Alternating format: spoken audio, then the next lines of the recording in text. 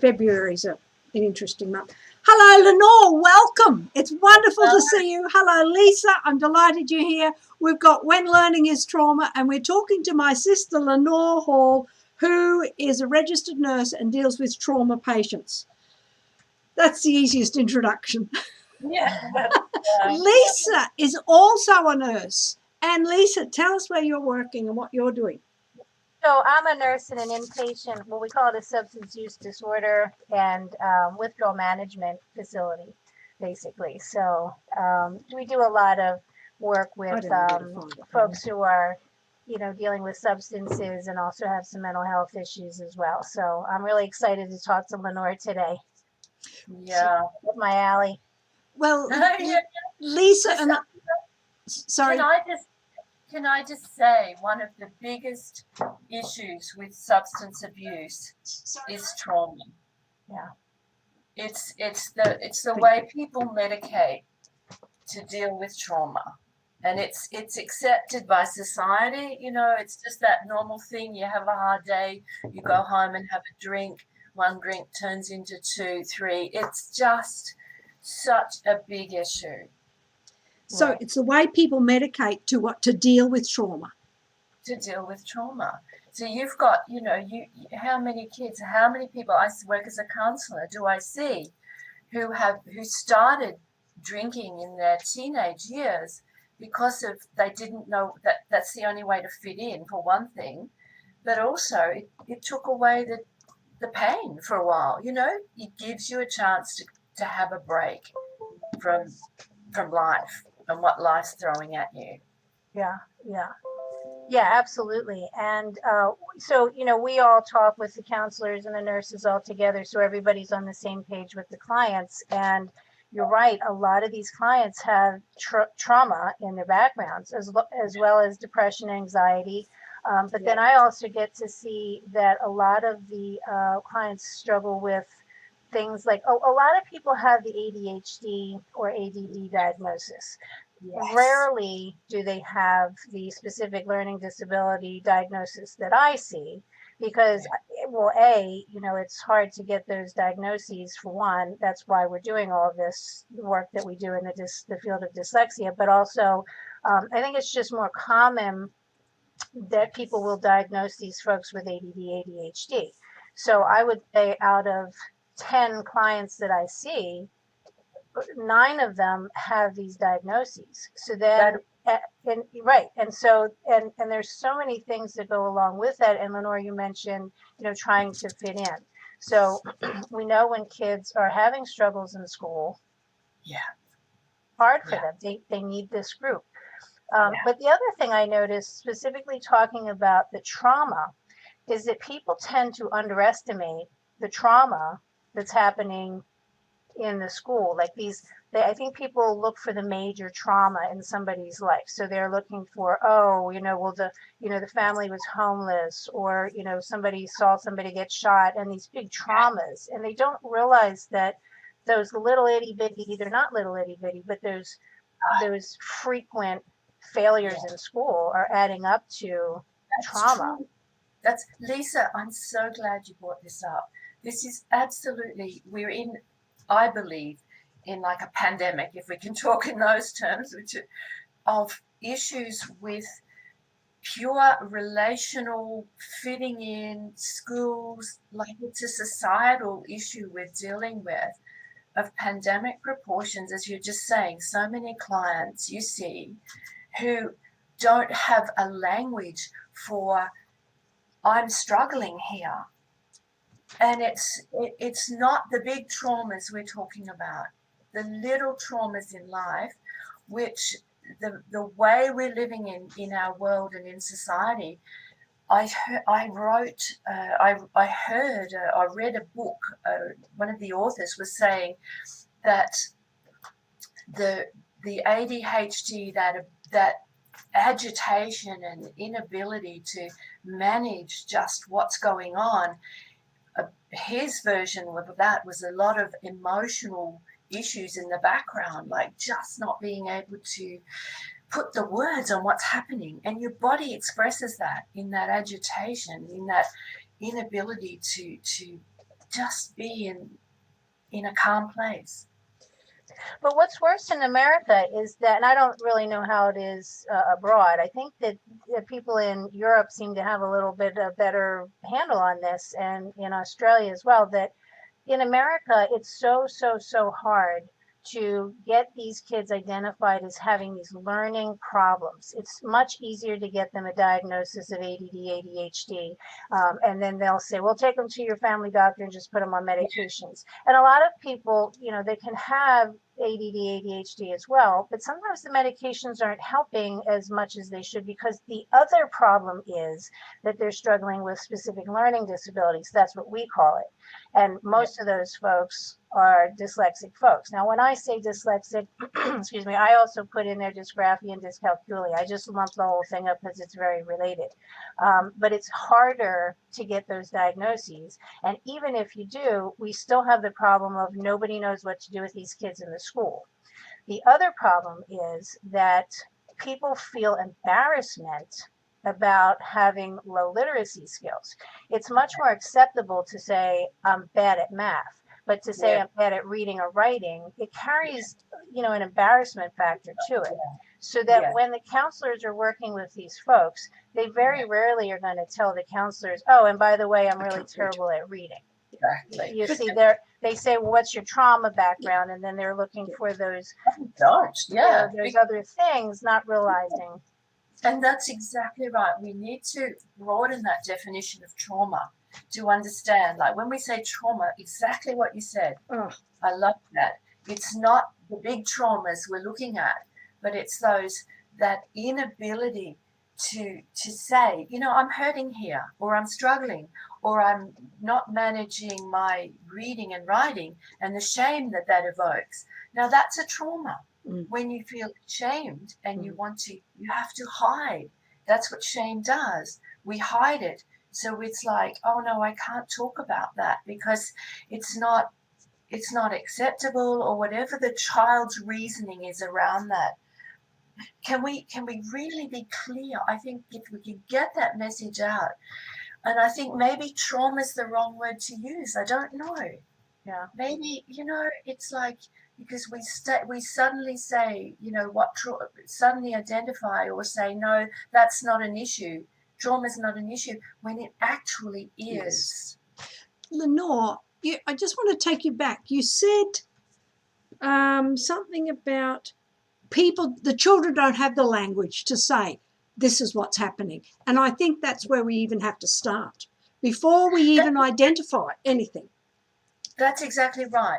And part of the issue is, too, what Lisa was saying, is everything, it's become so medicalized. It becomes so, you've got an issue, then you've got to get it diagnosed, you've got to get medication and all this sort of thing.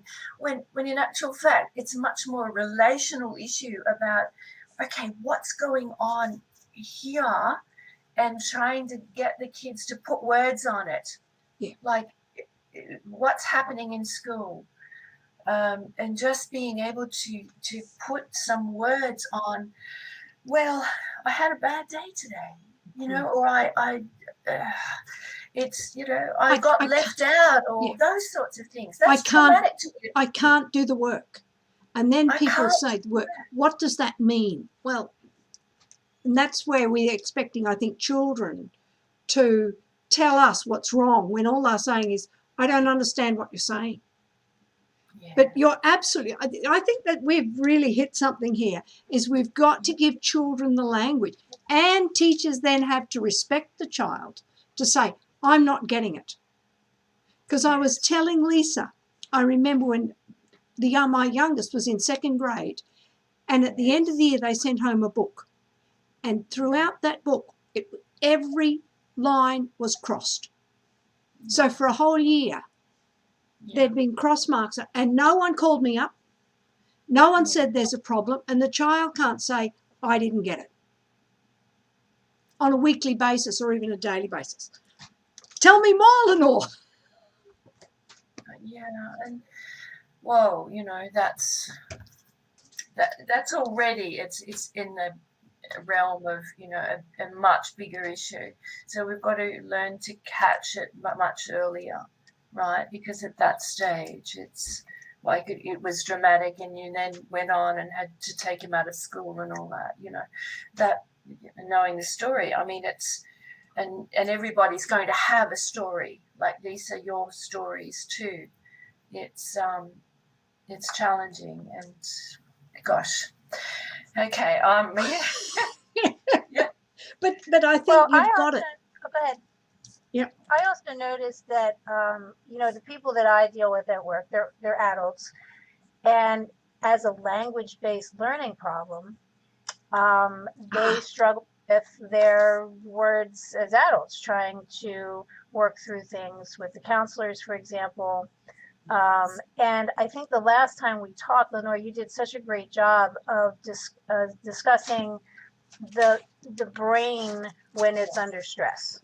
Yes. And here we have little kids in the classroom or teenagers, there it is, and they're under stress, and then we're asking them to put names to what they're feeling and to be able to learn and do well. It's overwhelming. And I think an awareness in general has to be had by educators to understand these kids, to help them through these times. But even once they get out of school, we have to be aware as counselors. I mean, again, in America, nobody really still understands dyslexia. And that's unfortunate, because if you do understand that, then you see some of these patterns of communication, or sometimes they're not communicating. And as adults, you're still hearing, well, they're not engaged or they're not motivated. And here the problem is, that Oh, we froze. They are struggling still. And as you discussed, are we back? That's right. Lisa, can I also bring in here? There's a lot going on in the brain, and you're talking about. Let me bring in the hemispheres as well, the right and the left hemisphere. Not so much that one, and it was. I have another one. I could send it to you another time. The education system is very left brain. The left brain is very much about literacy, the L's, the logic, the language, the linear, it's all to the lists, logic. It's all very much compartmentalized and putting things into, just so you can understand it and get language on it. The right brain is much more the emotional brain, the big picture, the motivation, all those things. And with dyslexic children, I've noticed, and all that area of learning, there's a real disconnect between the hemispheres. And with a lot of people who have emotional inability to put words on their emotions, it's because they get stuck in that part of the brain that the hemispheres are not coordinating or communicating very well. And here we've got a big problem. We need the right brain and the left brain to be really communicating well. And that part of that is the right brain and the emotions, that the doing the body work, the creative work, the singing, the movement. Those things activate the right brain and help. And when you can put words on your experience, that's where you get the communication between the hemispheres going, which is vital to connect these parts of the brain. Lois, you're looking. Well, I realized, see, that's what I had to do. That's what I did with the children. I didn't realize I was doing that. Yes, exactly. And that the movement. But I could have done more language and more talking about the emotion, which I didn't do, which we can do. Yeah, absolutely. And that's vital to connect, because the emotional brain, and that's also very much involved with your attachment, that when you bring up those three parts of the brain, your social brain, that where the attachments and all the memories are kept as well. So when you start talking about your emotions or sensory or things that to do with your senses, how music or a smell connects you to a memory. When you put on a piece of music and it's like, I remember that, because it's stored in that part of the brain. So it's doing all those connections when we are putting words to our experiences as well, and we're talking about it. It's helping the brain be more regulated and more connected. Whereas school system focuses just on so much on the left. We need to just get all this stuff and get it in there somehow, you know. We need all the parts of the brain really working together. Well, one of the problems that I see too is that a lot of these learners, as you're saying, are what we would say hands-on learners. They're very good learning that way. They're good in careers that are hands-on. But what I see is that a lot of adults have no idea that the reason that they struggle in school with these more left brain types of activities is because they are essentially dyslexic. And some of them, you know, maybe I throw the dyslexia word out there to include all those other. Let's do that. Julia, but they don't know that the reason that they struggled was due to this way of thinking. So therefore, they also don't realize that their talents are part of that as well. And these hands-on learners, you know, unfortunately, some of these people are either unemployed or underemployed, but even those that are doing the jobs that they really love, that self-esteem piece is not there. They don't understand that they're good at, you know, construction jobs or they're good at plumbing or whatever it is, or mechanics, because they're very good thinkers that way. They think that, oh, everybody can do what I can do, and also I was dumb in school, and that's simply not true. Yes, and Lisa, that is very important in terms of when we talk about trauma, because that deeply affects that whole, like the small traumas of life, that image of oneself, you know, not being able to achieve that self, the sense of self, the identity that's forming through all those childhood years, when they were having repeated, you're not good at this, you're not underachieving, you know, this is not working for you, this is not happening, and I can't fit in with my peers. The identity and the image of themselves is so affected by how we manage, how we navigate the world, right? As we're forming those images through the childhood years. So you get to adulthood and it's like, I'm no good. I can't do it. And then the fact they're brilliant, you know, they've got amazing skills, you know, and it's, you know. Well, I use the example of my father just recently died, and he was 80 years old in 1/2 years.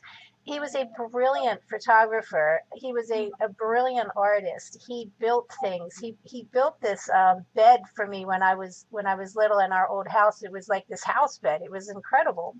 So he was a photographer, an artist, a builder. He was in a band at the age of 12 as the drummer, like so talented. And this man had to spend his entire life feeling less than. Spent his whole life feeling less than because in school he wasn't good at these things, and he would measure himself against the folks that were better at writing papers or spelling, whatever it was, but none of those people necessarily were, you know, had the talent that he did. So why did he have to feel less than his whole life? And this is what I see, and this is why I fight the way I do, because it's so underestimated, this schooling experience, and judging yourself against the people that society says are the smart ones. If you can spell, if you can write papers, if you know your times tables, if you can do all these skills, you're the smart ones. And people underestimate what happens as a kid when you're faced with daily failure. Yes. That's traumatic. That's traumatic. Right. And you're affected by it as well. We all get affected by the way this is happening in our world, in our schools.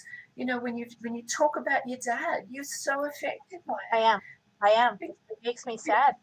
It's so sad because he's an incredibly creative, right-brain person trying to fit into a very left-brain society that values the lists, the logic, the literacy, the language, all those things that, they're good, but we need both. We need these incredibly talented right-brain people to give us the richness and the variety, the wonderful things we have in this world. We need everyone working together. We need all these things that are skills that not everybody's going to fit in the same box. You know, it was just interesting. I just yesterday visiting my elderly parents, and they had, you know, the TV on in the background, and there was Ellen. I'm not promoting Ellen's program, but she was interviewing a school principal, and he was just saying, and it caught my ear. He was saying, we value music and dancing, and we incorporate this into our school program.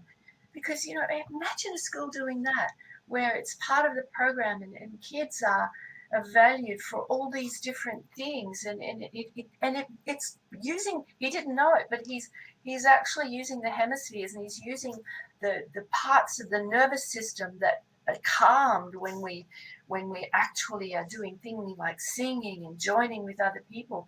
It calms us down, it joins us together. It's brilliant. We need more schools that value all those right brain creative activities. We really do. When in fact, what happens in a regular school, you know, it goes back to what Lisa was saying. I don't think it's the way, I lost my train of thought. It's not that we don't teach them, it's they don't learn the way they're taught, and we can't change the teaching. That was the one. Yeah. And that when our children do struggle, the first thing we take them out of, art and music. Yes. You know, the very places where they can shine and learn different ways and get an emotional attachment and calm down. Yes. Yes. And sports. And sport. You know, if you don't have good grades, you can't play the sports. And some of these people, that's the only thing that's giving them their sense of self-esteem, and we take that away from them. Because they can't read. Yeah. Or they can't learn to read in the way they're taught is my big deal. Yeah. And so, yeah. Oh, Lenore, keep going. You know, that's traumatic. That's incredibly traumatic. Yeah. Let's just be really clear. This is all about expanding that whole idea of trauma. We have to get our heads around how traumatic this is. And what we started with, Lisa, in talking about those little traumas that kids are experiencing, they get stuck in that part of the brain where it's incredibly difficult then to move on. You know, it gets stuck in the brain, trauma. We've talked about this before. So that you, like in Lois's description of her son, when he was talking about his school experience, he had no words for it because it was stuck in his brain, and he wasn't able to process that, because processing involves our words. It involves the connections between the hemispheres, where those emotions in the right brain can be expressed in the left brain, and let the body express all the emotions that it holds, like the tears and the rage, because it's an incredibly difficult, the anger that comes with that. Yes. Yeah. The Yes. anger of just like the frustration. Can I say that word? Frustration of these poor kids. Yeah. And anger. And that's an energy that's stuck in their bodies. Can you imagine what that does? You know, you're sitting there with all that pent up energy of I'm not getting this. I'm not feeling heard. I don't know what to do with myself in this world. And then we put them into the dumb category. And you've got, then you've got Nicholas, 20 years later, got a PhD in Oxford, showing that, how much of a brain that we are losing. He's not within the normal range on any aspect of his life. But by not teaching him to read, we just, I can't go there, actually. It's too hard. I know, I'm with you, Lois, but at the same time, and I know the struggles he's having even now. Yes. Even PhD. Yes. Yes. Yes. We've got to work with these kids from an early age and get the brain hemispheres connected. Yeah. Get them really just like, in our homes, learning to put words on what's happening. Yeah.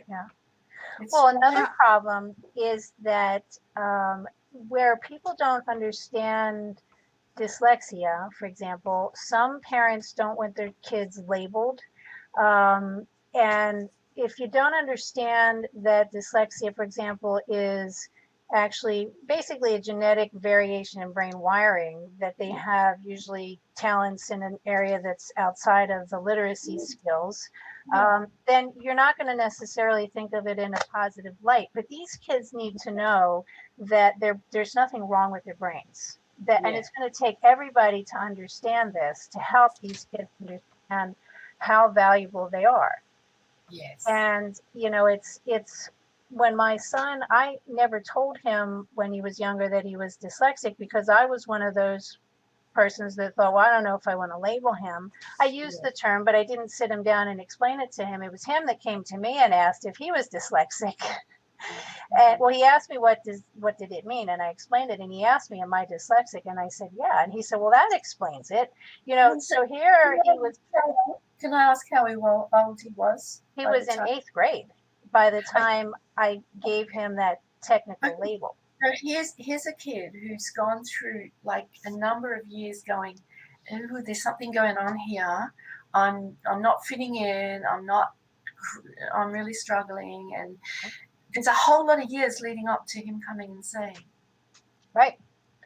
And so I always go back to the importance of a supported versus an unsupported dyslexic learner, because if we support these people, they do come to value what they're good at, and they do anything they want. If you're unsupported and you don't know, as you're saying, Lenore, you don't know, something's wrong, but you don't know what it is. You're really at risk for self-medicating, which is where we see some of these people getting involved with some unfortunate situations.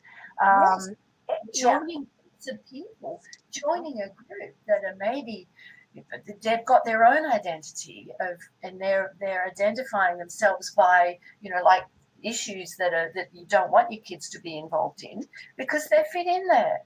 Right. Makes sense. It totally makes sense. I'm in that because I'm accepted. Yeah, and they need this support. So this is why one of the reasons that we're doing all of this is that, again, I know teachers have a hard job. I say this every single time we get on here, and I get that, but they really need to know why these kids are struggling. And here's the other thing, Lenore, and Lois, I'm sure you do too, that it's a whole family affair.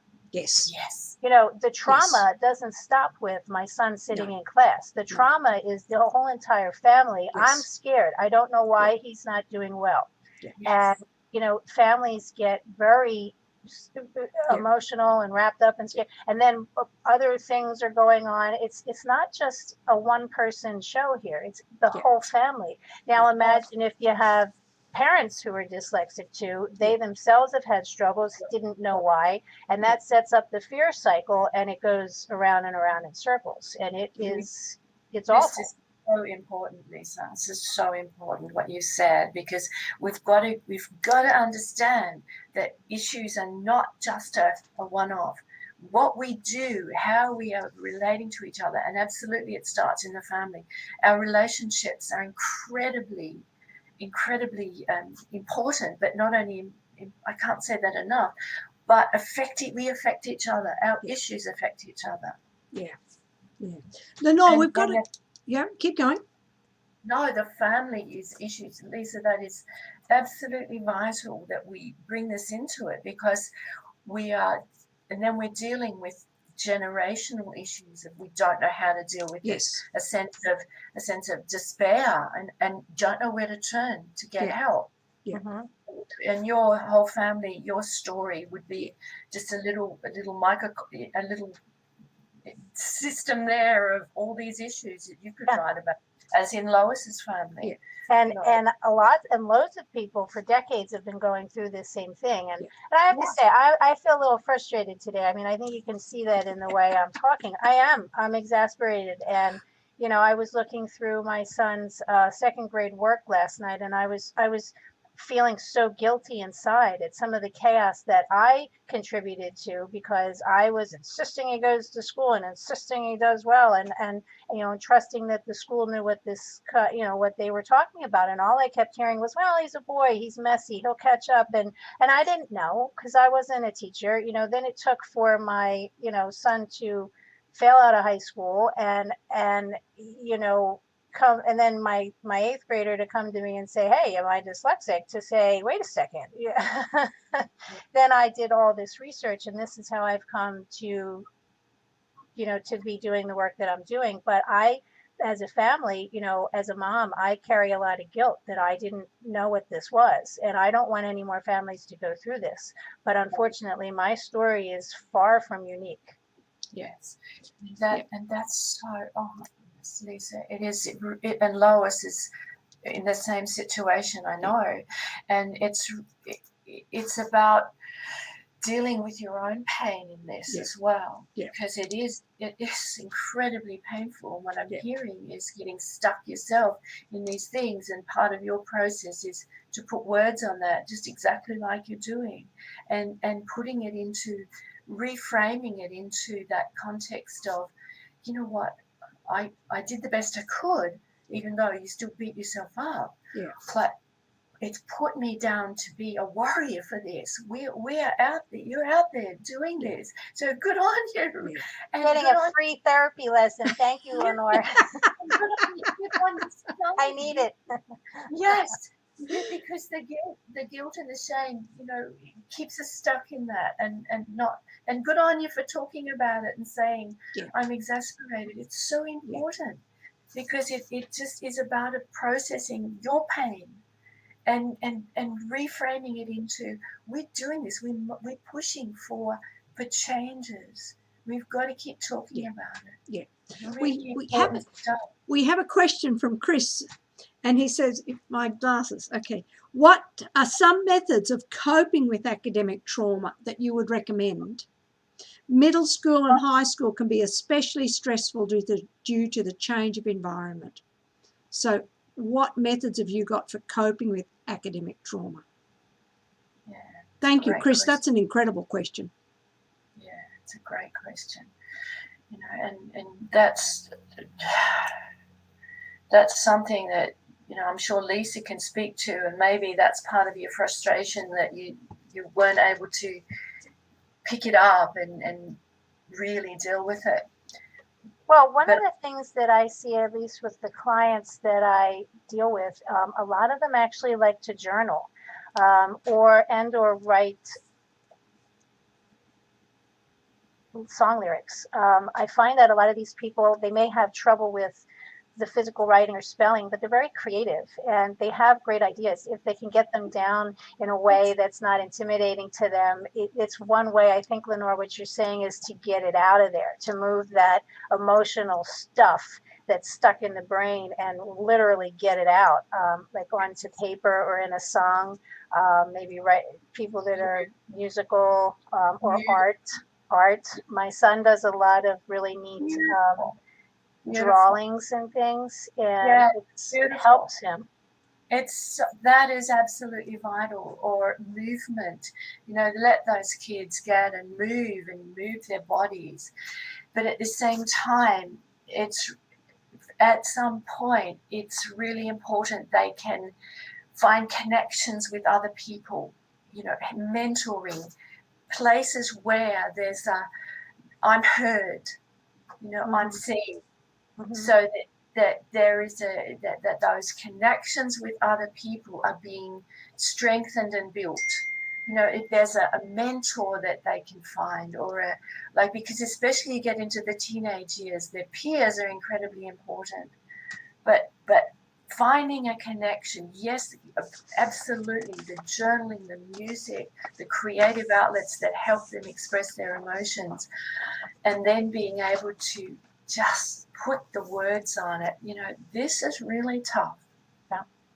I'm feeling really awful here, you know, and just getting those words out there are vitally important via human connection. We cannot underestimate the value of connecting as humans. There's been a lot of research done on the effects of loneliness.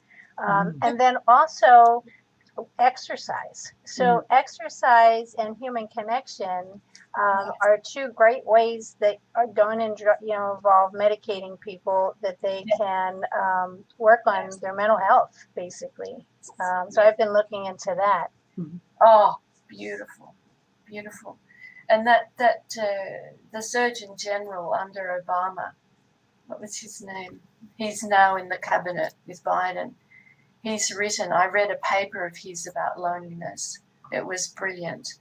His name escapes me, but he's in the Biden's cabinet now, but he was the Surgeon General under Obama.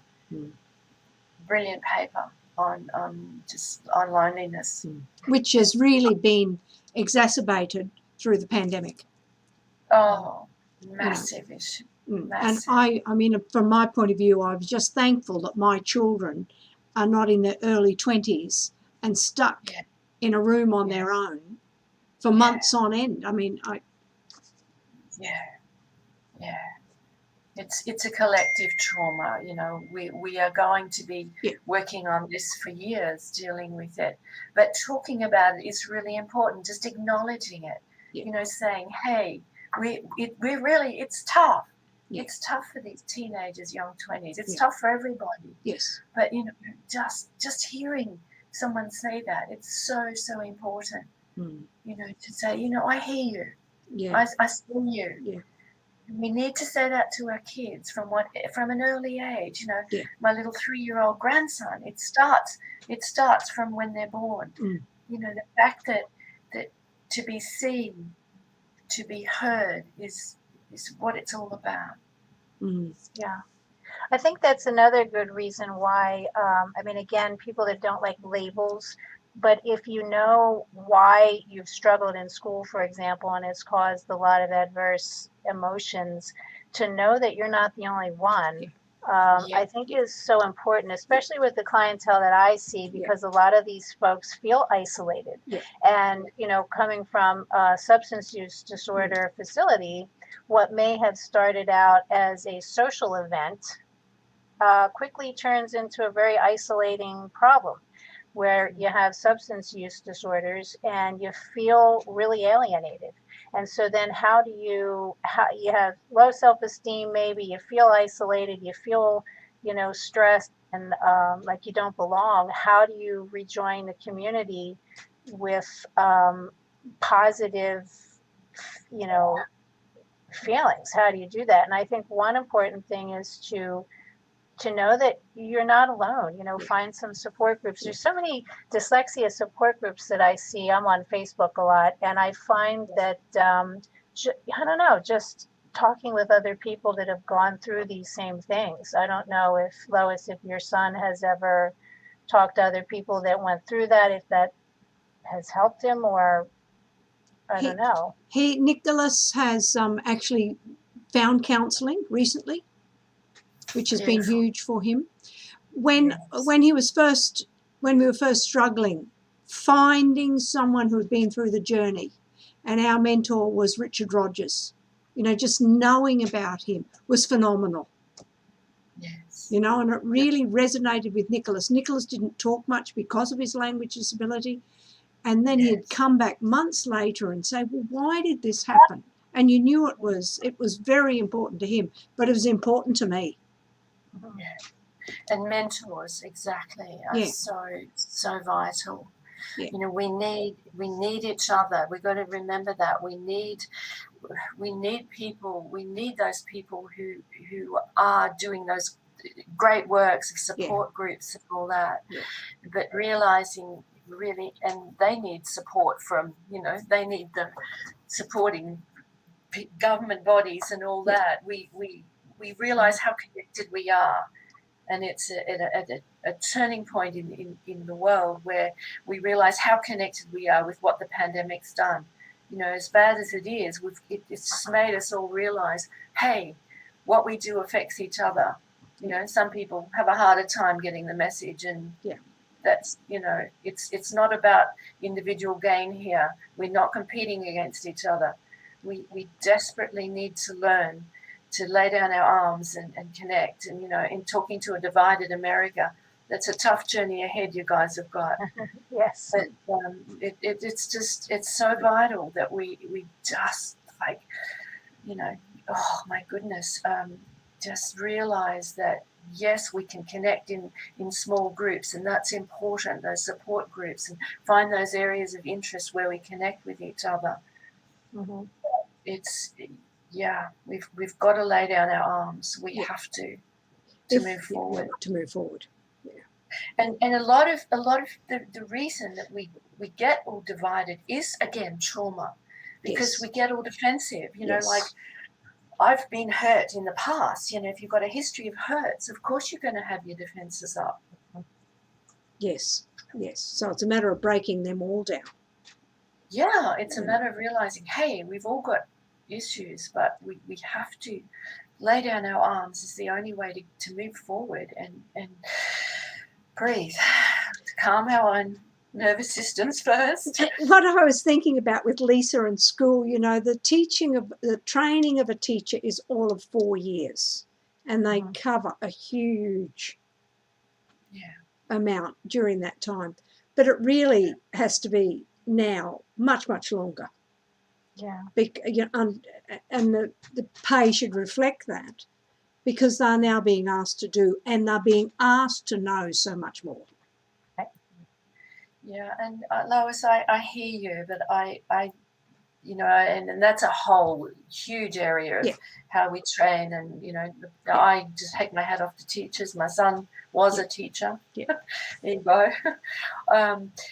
At the same time, you know, the training, I don't know about longer, because we put so much emphasis on all this training, but I think we have to learn to do it differently. Yes. We have to learn to realize that it's the creative side of our brain. It's not just about filling our brain with stuff, but it's about getting those brain connections going and letting it seep into ourselves, that we are more at peace as people to hear each other. Yeah. You know, not just to rattle off a whole lot of facts. That's not going to do it. It's not going to cut it. And just reading from a textbook is not going to improve it, but it is learning on the field, learning more on the job. But it's the whole range, I think, of what teachers now are expected to do. Oh, you know, massive. It's no longer just teaching a subject area. Mm-hmm. Well, just as in medicine, I mean, you know, you go to your general practitioner for general things, and then depending on what issue you're having, they'll send you to a specialist. So, you know, I think that a lot of us in this work expect that our reading specialists have some more specialized training in some of the problems that our kids have. And, you know, a lot of the groups that I'm involved in, they're trying to change laws at the government level. And, you know, the Literacy Alliance of Pennsylvania, for example, I live in Pennsylvania, is doing a lot of really great work, trying to do things better, not necessarily more training, but to really to do things better and specialize in you know what these kids need. That there's no excuse in my mind anymore that a second grader is just told, oh, well, they're just lazy or messy.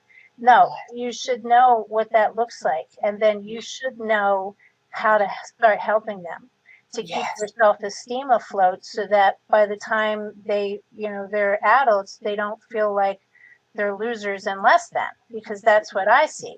And that's what's frustrating me, that this is not changing. I mean, I think it will eventually, but it's taking too long, really, in my estimation, because people's lives are literally suffering. Yes. The process. And we've got to remember, it's, you know, we as a society, we're on a continuum of learning to do better. When we know better, we do better.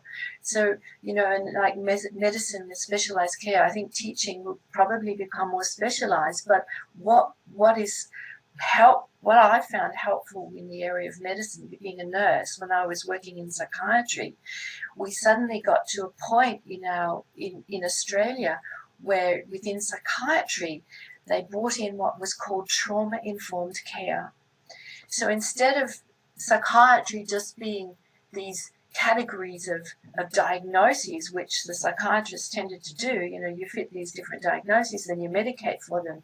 Suddenly this whole world was opening up about, there's a lot of, probably most of psychiatry is about early childhood trauma.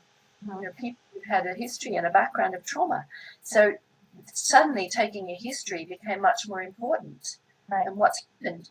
And we're not talking about the big traumas, but all the little traumas that go on, that build up and up and up to a place, and coupled with the learning history.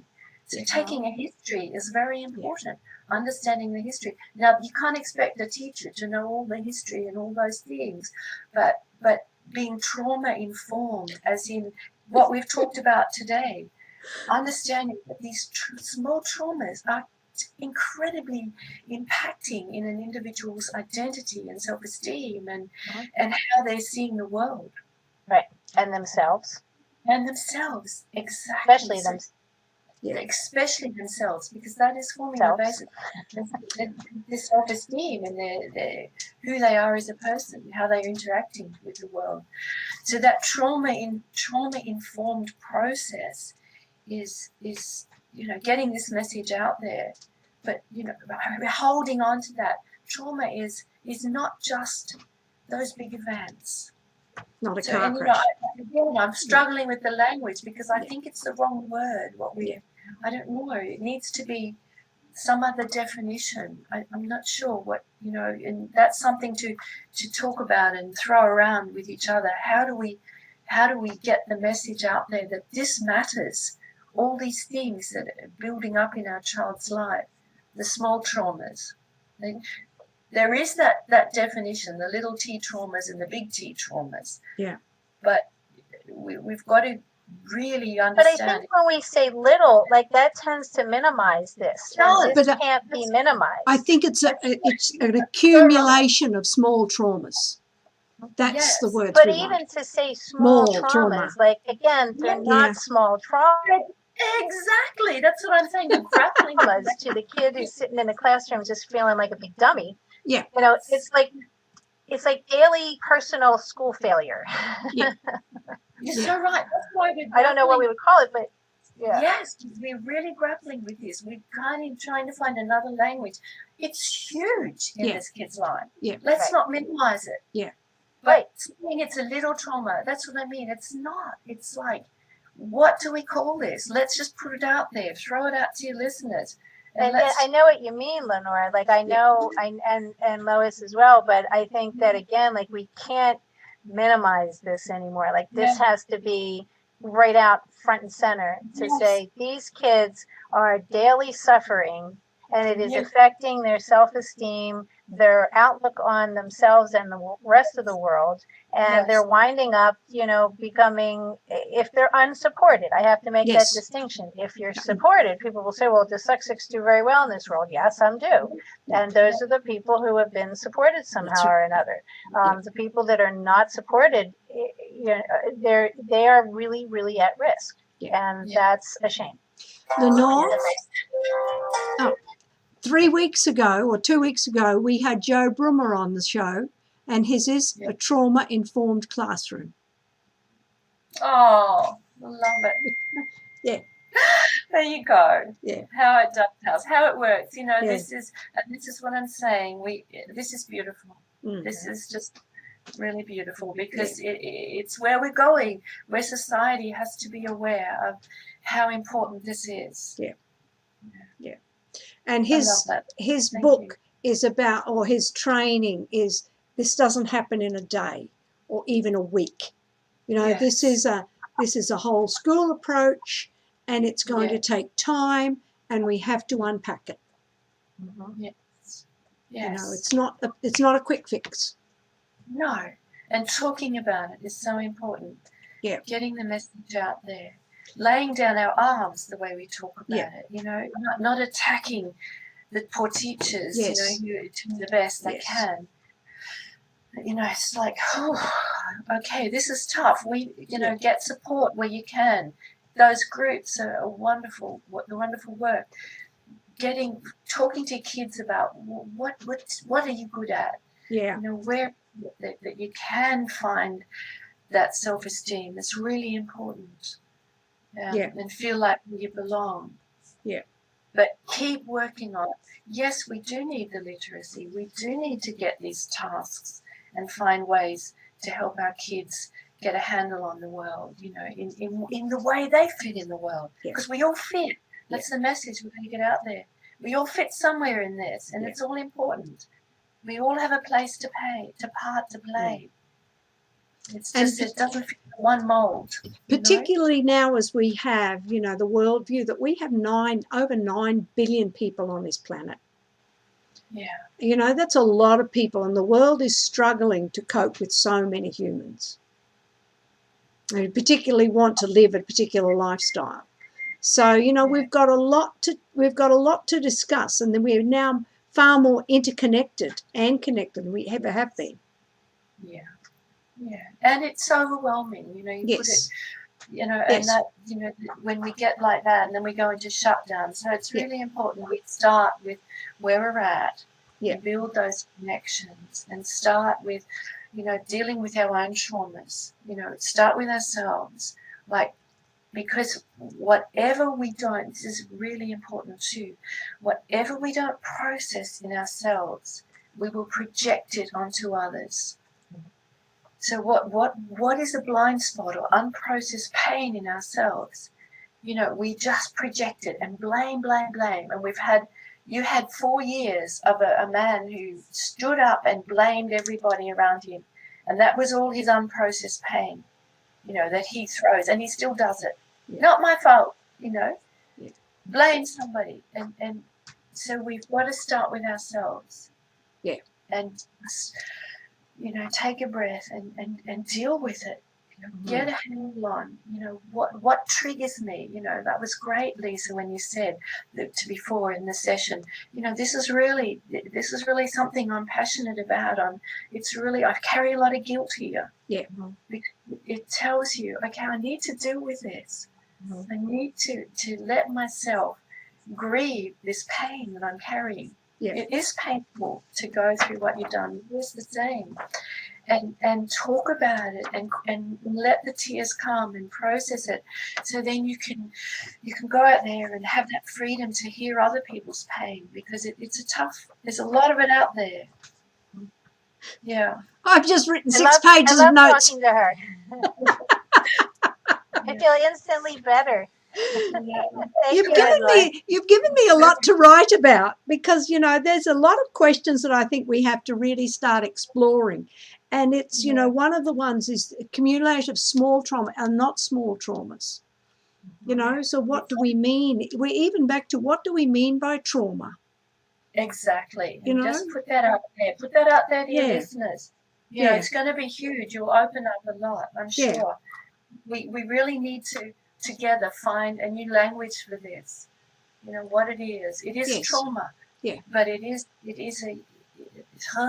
see, I'm even struggling as we are, to put words on. It's huge. Yeah. It's not just the little trauma. Let's not minimize it. Yeah. So the word small does minimize it, and there's you back to your language again. Yeah. It's a small trauma. It's unimportant. Yeah. No. Yeah, but it's So anyway, Lenore, thank you so much. Now we've got to do our little bit. Where do we find you? You're on Facebook? Not much. Yeah, I'm on Facebook. You're not on Twitter? No. But you anyway. By all that stuff. I'm doing my best to manage my own life at the moment. You're doing very well speaking to us. Lenore, just thank you for all that you have given us today, because as I said, I've got 6 pages of notes to write up, and I'll do a LinkedIn post on it and talk about it, because there's a lot to unpack. Lisa, thank you. Where do we find you? Facebook. Twitter? Right here. No, I don't use Twitter yet. I'm telling you I will one day, but I sort of do. I think I'm on it, but I never check it. Oh. Lisa, can I just say, your language, your grasp of this stuff and putting it into words, I'm in awe of you. I really am. Really? Yes. Oh, well, thank you. No, I'm not, but thank you. Well, because I'm pretty new at all this in terms of just relating in this way. I'm much better at the counselling room, but I just think the way you've been able to grasp things and summarize it, put into words, it's really helpful. It's really good. And I think you have a real opportunity to use your voice in this because that's a real strength you have. I appreciate that. I do study this an awful lot. Yeah, it's great. And we Yeah. live it. This is not an academic exercise for any of us. This has been your life. This has been, I can hear how much of a struggle it's been, but, you're doing it and you're a warrior. You're a warrior. yeah. You both are. Thank you, Lenore. Thank you very, very much. Okay, all good. Great. Okay. Well, I'm on Facebook, I'm on Twitter, and I'm on LinkedIn. And please hit like, hit subscribe, and share it with others because we are here telling the story. We must teach children to read. Yes. And hit the bell for notifications. My son tells me all the list of things I have to say. Okay, good on you. Well, bless him. Love you. I love your work. Because otherwise I couldn't do it. Yeah, that's fun. Well, thank you, Lisa. And we'll talk again next week. And next week we're talking to Kaisha Adair Swadby from England. And it says she's a mother, a wife, an inspirational speaker and radio presenter. She's a Jamaican parish ambassador. She's living in England. She's passionate about speaking and sharing her importance on the story of believing in yourself while writing a book about her dyslexia and dyspraxia. So he looks forward to talking to Kaisha next week. Lenore, thank you. Thank you for coming on. Thank you for and we'll certainly speak to you again. Yeah, okay. Lovely. Bye. Thank Bye. you.